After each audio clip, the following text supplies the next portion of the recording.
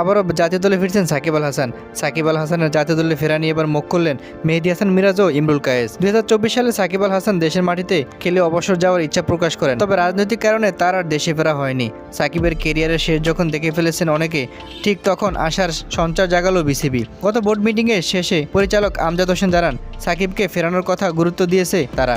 এ নিয়ে কথা বলছেন দেশের তারকা ক্রিকেটাররাও। বুধবার গণমাধ্যমের সঙ্গে আলাপ করে সাবেক ক্রিকেটার ইমরুল কায়েস বলেন, সাকিব যদি দেশে এসে খেলে আমি যেখানেই থাকি না কেন চেষ্টা করব মাঠে এসে খেলা দেখতে। তিনি আরও বলেন, আমিও দেশে থাকি না, তবে এখানে একটা অনুভূতি কাজ করবে। সাকিবের অবসর মাঠে বসে দেখতে পারবো, তার সাথে দীর্ঘদিন খেলেছি, খুব ভালো সম্পর্ক। সব দিক থেকেই মনে করি সাকিব দেশে অবসর নেওয়ার দাবি রাখে, আশা করি সেটা সে করতে পারবে। মেহেদী হাসান মিরাজও চান সাকিব যেন দেশে গেলে সুন্দরভাবে অবসর নিতে পারে। খেলোয়াড় হিসেবে চাই সুন্দরভাবে অবসর নিতে। সাকিবের কত অবদান আমরা জানি, অবশ্য লিজেন্ড প্লেয়ার তিনি। বাংলাদেশের জন্য অনেক অর্জন। এমন একজন কিংবদন্তির অবসর যদি সুন্দরভাবে হয়, বাংলাদেশের প্রত্যেক মানুষের জন্য বিরাট পাওয়া হবে এটা।